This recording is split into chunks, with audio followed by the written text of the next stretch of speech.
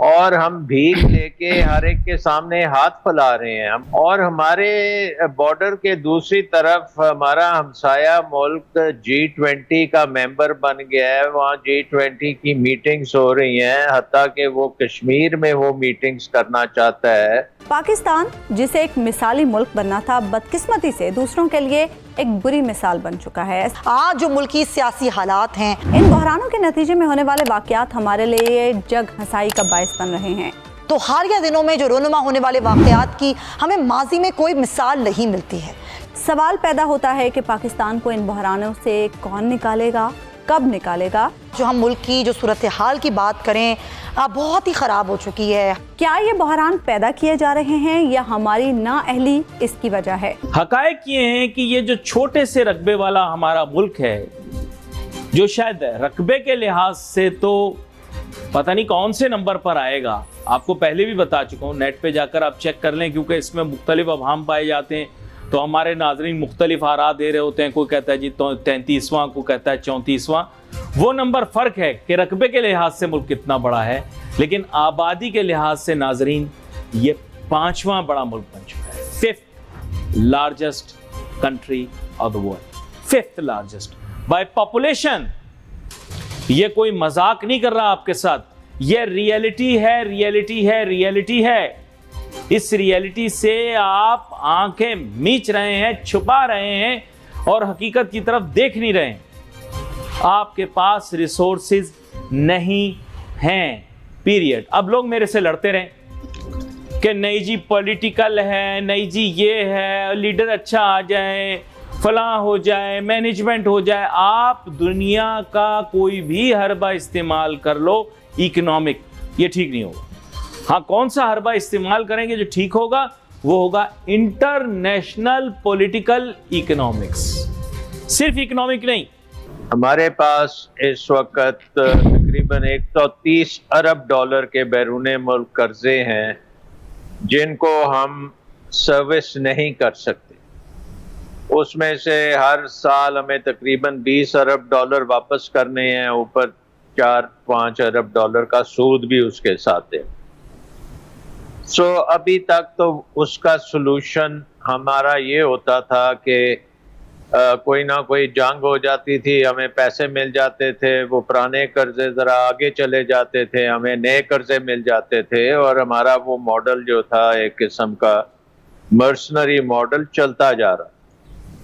लेकिन वो अब चेंज हो गया है। वो हमारी जो एक किस्म का दौर था, तकरीबन पिछले 40 साल उसमें हमने गुजारे हैं।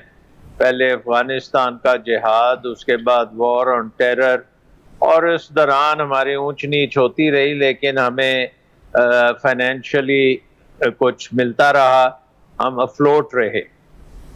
अब हमने सोचना है कि हमने ग्रो अप करना है कि नहीं करना। अगर आप देखें, दुनिया का 5वां सबसे बड़ा मुल्क है, ये 5वीं दुनिया की सबसे बड़ी आबादी है, और हम भीख लेके हर एक के सामने हाथ फैला रहे हैं। हमारी दुनिया में कोई रेलेवेंस नहीं रही, हम इररेलेवेंट होते जा रहे हैं, और दुनिया को हम एक ऐसी अपनी शक्ल दिखा रहे हैं जो कि वर्स्ट किस्म के ममालिक, जिनके बारे में हम सोचते थे कि अफ्रीका में होते हैं या कोई ऐसी जगह पे जो जिससे हम बहुत दूर हैं, हम अब उस कैटेगरी में आते जा रहे हैं। और हमारे बॉर्डर के दूसरी तरफ हमारा हमसाया मुल्क G20 का मेंबर बन गया है। वहाँ G20 की मीटिंग्स हो रही हैं, हत्ता कि वो कश्मीर में वो मीटिंग्स करना चाहता है। उसके मुल्क में रोज़ाना इन्वेस्टमेंट अमेरिका से और यूरोप से और बाकी जगहों से इन्वेस्टमेंट आ रही है। वो चीन के साथ तजारत कर रहा है, अरबों डॉलर, 100 अरब डॉलर से ऊपर तो तजारत उसकी चीन के साथ। रशिया के साथ वो अपनी पूरी तरह से तेल खरीद रहा है, डिस्काउंटेड तेल खरीद रहा है। अब उसने सऊदी अरेबिया, UAE, इन सारों से मिलके वो कोई रेल का प्रोजेक्ट भी करने जा रहा है वहाँ सऊदी अरेबिया में, जहाँ पे UAE को रेल के साथ सऊदी अरेबिया के ज़रिए दमिश्क और लेबनान के साथ मिलाया जाएगा, उर्दन के साथ, और एक बहुत बड़ा प्रोजेक्ट कर रहा है, तो वो रेलेवेंट हैं। वो रेलेवेंट क्यों हैं? बिकॉज उनकी इकोनॉमी अब दुनिया की 5वीं सबसे बड़ी इकोनॉमी बन गई है, और वो दुनिया की इकोनॉमी सबसे तेज ग्रोइंग इकोनॉमी है, जिसमें सबसे ज्यादा इन्वेस्टमेंट भी आ रही है और वो तरक्की कर रहे हैं। अब दूसरी तरफ हमारा जो कंपटीशन है डेफिनेटली उनके साथ रहा है पिछले 75 साल में, और बहुत से साल हमने उनसे बेहतर तरक्की की है। और उसके बाद अब हम एक किस्म के ऐसे गड्ढे में गिर चुके हैं जहां से हम उठ नहीं सकते, और हमारा निज़ाम जो है वो टूट फूट गया है। अब आप देखें कि एक तरफ दुनिया में इकोनॉमिक फ्यूचर है, डेमोक्रेसी है, और आप बड़े बड़े ब्रिक्स के मेंबर हैं, या आप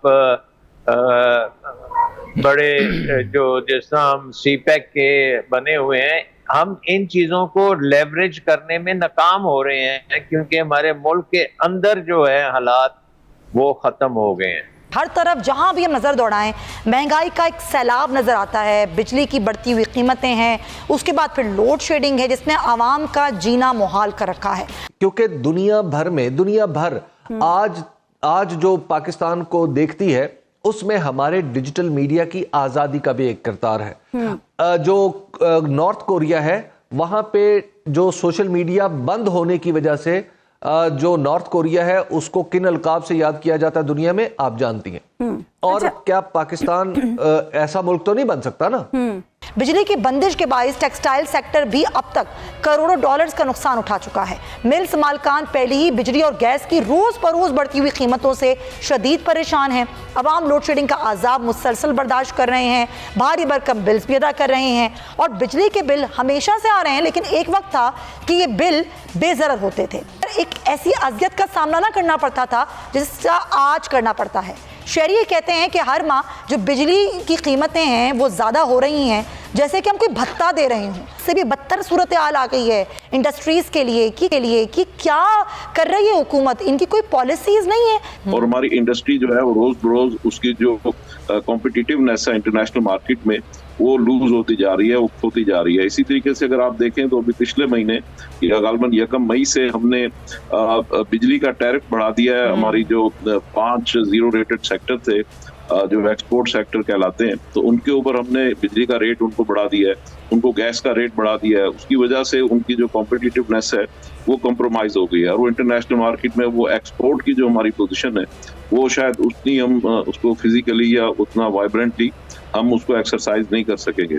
तो ये सारी चीज़ें जो है मिल मिला के इन्होंने हमारे इंडस्ट्रियल सेक्टर का कबाड़ा कर दिया है, और उसकी वजह से बेरोजगारी यकीनन उसमें इजाफा हो रहा है, लोग बेरोजगार हो रहे हैं। एक तरफ तो महंगाई है, दूसरी तरफ बेरोजगारी है, तो ये सारी चीज़ें जो हैं, और इंडस्ट्रियल सेक्टर में हम इसमें एक और नई चीज़ भी अभी हम देखने जा रहे हैं कि जब इतना ज़्यादा हाई मार्कअप होगा, सेल उनकी होगी नहीं और रिकवरीज होंगी नहीं, तो उसकी वजह से बैंक डिफॉल्ट्स का खतरा जो है वो सर पे मंडला रहा है। तो बैंकों के जो आपने भी देखा अमेरिका वगैरह में भी जी उनका मार्कअप का रेट बढ़ने से उनके बैंक्स में डिफॉल्ट कर रहे हैं। तो पाकिस्तान में खुदा ना खास्ता अल्लाह ना करे कि अगर ये सिचुएशन आती है कि अगर उनकी जो डेट सर्विसिंग है, जो हमारे बिजनेसमैन है वो अपनी डेट सर्विसिंग अगर नहीं कर सकेंगे, वक्त के ऊपर अपनी कमिटमेंट्स बैंक्स के साथ ऑनर नहीं कर सकेंगे, तो पाकिस्तान में खुदा ना खास्ता ये सिचुएशन हमें ना देखनी पड़े। इंडस्ट्री तो बंद हो ही रही है, या इंडस्ट्री तो अपनी प्रोडक्शन या अपना जो भी तारीख का वर्स्ट पार्ट है वो गुजार ही रही है, लेकिन उसके साथ साथ ऐसा ना हो कि उसके बैंक्स भी उसकी लपेट में आ जाए। इसी तरह बेरोजगारी को अगर हम देख लें तो बेरोजगारी अब जो है वो बढ़ रही है, क्योंकि जो हमारा इंडस्ट्रियल सेक्टर है